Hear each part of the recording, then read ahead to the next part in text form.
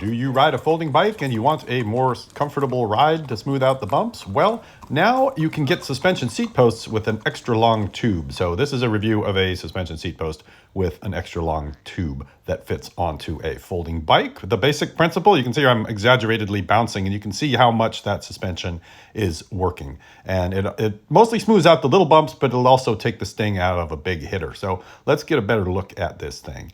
You can see it's on a super long seat post. I'll show you exactly how long later. We'll also weigh it.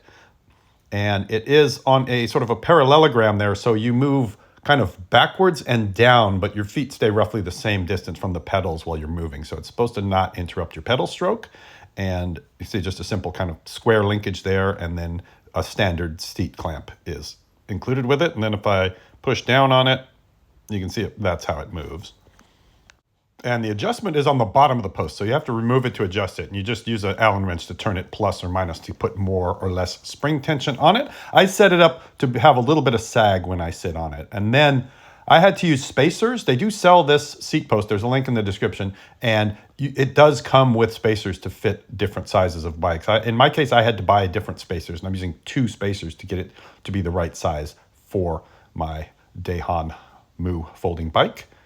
It is a 30.9. So it is 30.9, and then it comes with a spacer if you want a spacer. And if you want to know how long it is, the post itself is 18 inches long, which is 45 millimeters, 46 millimeters in that neighborhood.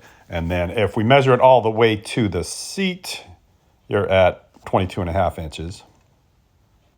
And it is heavy, 1,170 grams or 2 pounds, 9.2 ounces, so 2.5 pounds of weight on your bike. That little cover up there comes with it. I'll show you what it looks like installed here. So that cover keeps the dust and dirt out of it. You gotta, I guess, decide how light you want your lightweight folding bike to be if you can have another 2.5 pounds on it. I think it's worth it after riding it 22 miles yesterday.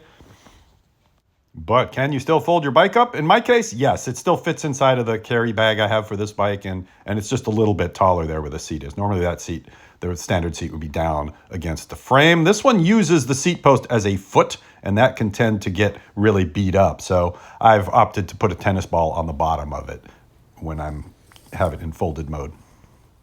And here's a look at a typical LA street or bike path. You can see all the cracks and little bumps in it. So as I said before, I've got it tuned so that it sags down a little bit. Any bike suspension, you want it to sag a little bit when you sit on the bike so you both travel up and down with it. And once you've got it dialed in, it just takes all of the feeling out of those bumps and really smooths out the ride, but I don't feel like I'm bouncing up and down. So like I said, I rode 22 miles on it yesterday. This is me going down a hill, and you can see I'm not bouncing up and down like a pogo stick, but it is just sucking up all the little bumps and then also taking out the big hitters, while still allowing me to not feel like I'm hopping up and down. So if you want one of these, there's a link in the description. Make sure you measure your seat post and order the right size. I think a suspension seat post makes a big difference, especially on a folding bike with skinny tires like this one. It really smooths out the ride, and I think it's worth the extra 2.5 pounds. But that is up to you. Thanks for watching. Comment, like, subscribe.